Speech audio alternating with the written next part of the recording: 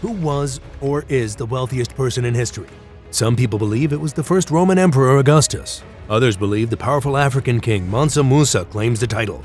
The French Sun King Louis XIV, whose Versailles Palace once required a quarter of his kingdom's income to maintain and build, might have been the richest person ever. Occasionally, a Chinese emperor or two will be thrown into the argument. Oh, and lastly, some of the Ottoman sultans were perhaps topping the list, at least for a time.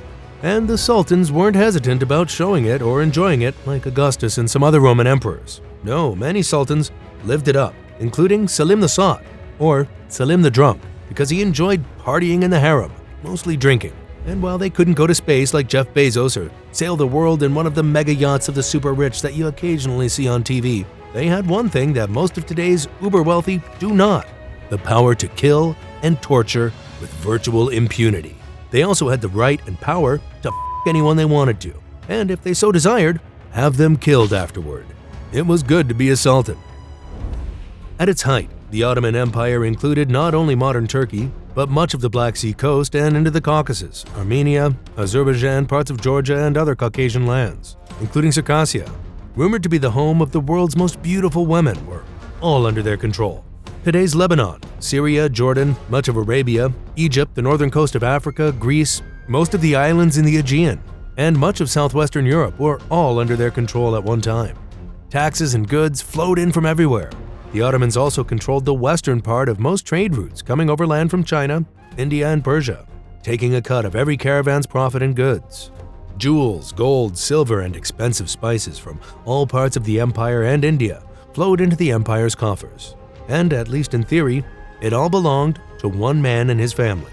However, every sultan knew that to stay in power, he needed to share the wealth with his governors, generals, military, and the many others who kept the empire functioning and could present a threat to the sultan's power at any time. Even powerful but remotely located Ottoman officials, such as Ali Pasha of Ioannina, 1740 to 1822, ruling Albania and parts of western Greece, were immensely wealthy and powerful.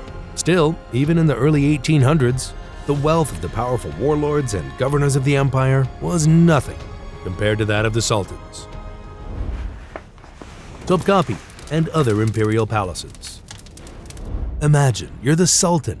Your home is its own sprawling kingdom within Istanbul, a labyrinth of opulent courtyards, breathtaking gardens, and jewel-encrusted chambers. Marble and mosaic pave your every step. Fountains sing with the music of flowing water, and the air is heavy with the fragrance of blooming roses and jasmine. Hundreds, sometimes thousands of servants, from scullery maids to heavy laborers adding to the palace, labored around you.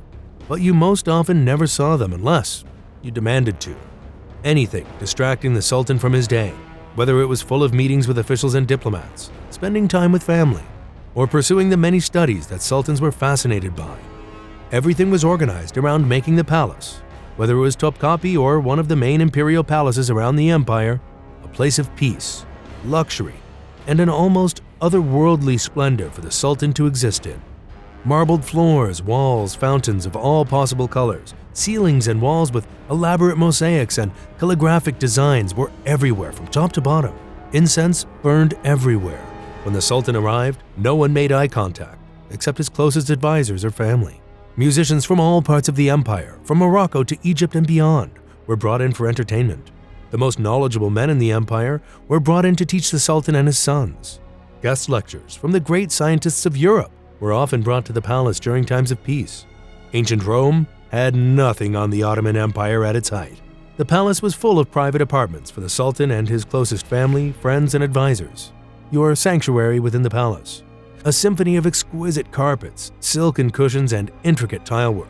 Golden lamps bathed the room in a warm glow, reflecting off walls adorned with calligraphy and priceless paintings. Here, you might indulge in poetry readings by court scribes, enjoy musical performances by the finest musicians, or lose yourself in the pages of illuminated manuscripts.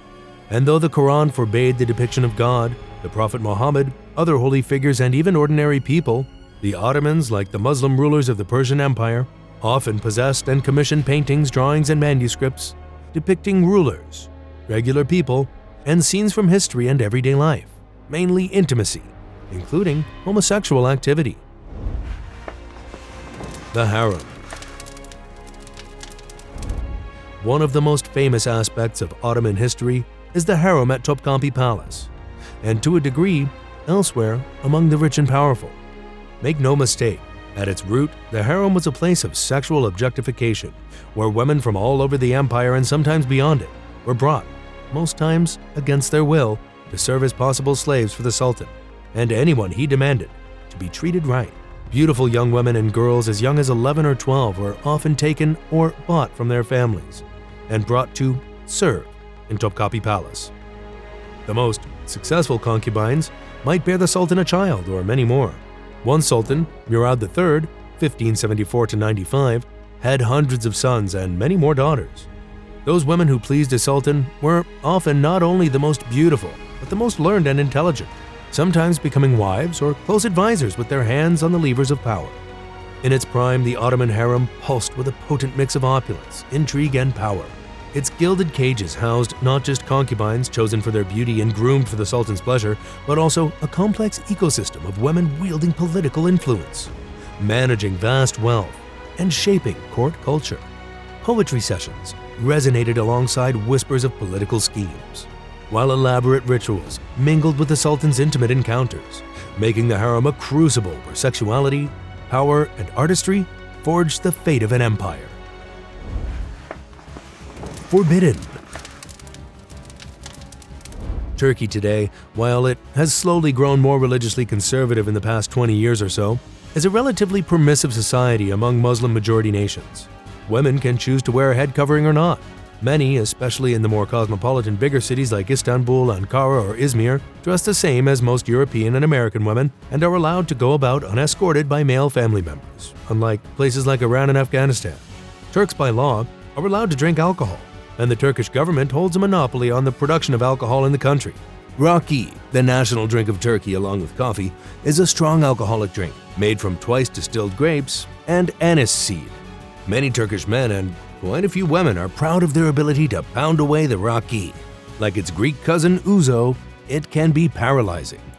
In Ottoman times, something else wasn't forbidden until the late 19th century, when European influence and attitudes and a streak of Muslim fundamentalism began to influence Turkish culture. That was homosexuality. Unlike today, homosexuality wasn't considered a state of being. It was a preference that sometimes went away or was practiced in the background. Many warrior cultures, most of them pre-Christian, had a peculiar way of looking at homosexuality. Those who received were considered homosexual and womanly, but not those who were on top. This holds for the Vikings and the Romans both.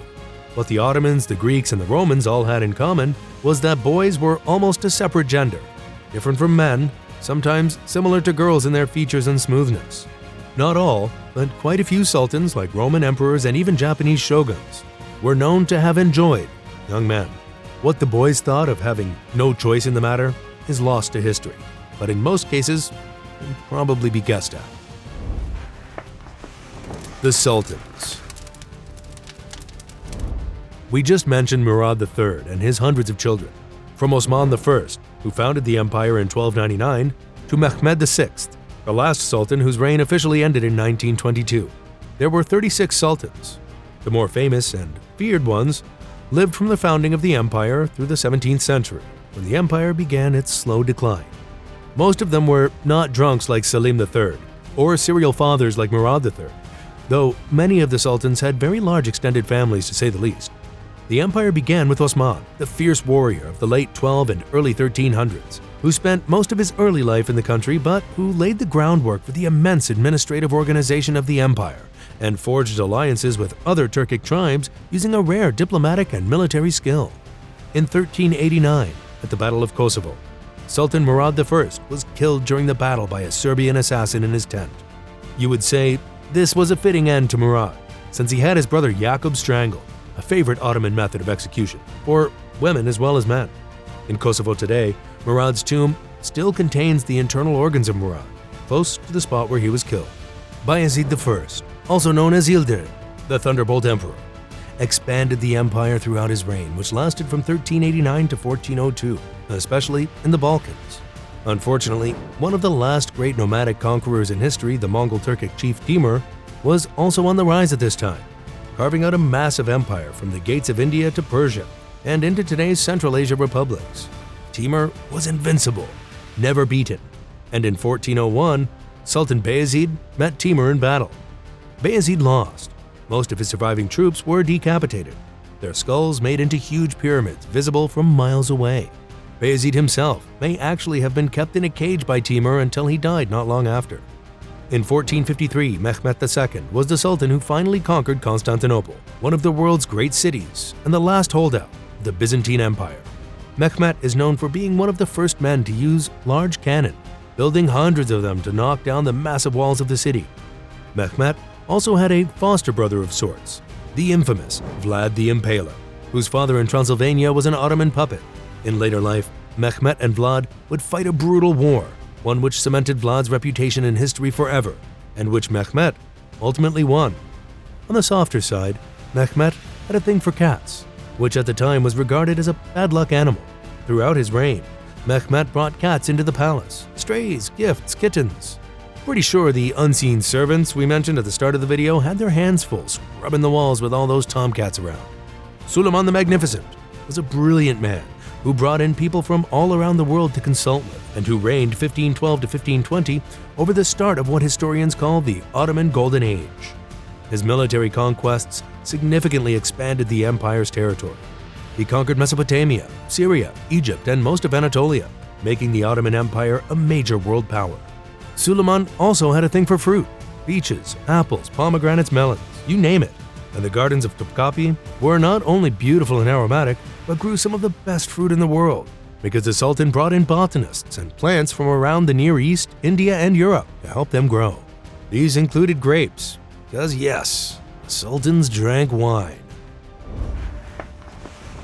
The dark side.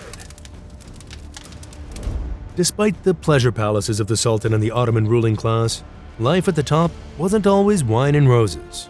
Plots among and within powerful families and clans, and especially within the royal family, were ever present. It would have been strange to anyone in the palace if there wasn't. Generals vied for power, advisors for influence, and the many sons of the sultans for the throne. Poisoning, mysterious disappearances, as well as quite open and matter-of-fact murders, especially by strangulation, were a regular fact of life. One of the groups that became powerful in the latter half of the empire were the Janissaries. The Janissaries were mostly foreign soldiers, and for much of the empire's history they were the, taken as tax payment or bought, sons of European Christians, most often taken as young boys or teenagers. This was part of a cruel tradition called the Devshirme, the Gathering. By the 1700s and definitely into the 1800s, the Janissaries had become, along with some very brilliant women, the powers behind the throne, and either made sultans or broke them, usually by killing them after a long period of torture, which could include strangulation, drowning, eye gouging, burning with hot irons, and being skinned alive. Paid to be a sultan, but it could also cost. This is History on Fleek, and we'll see you next time.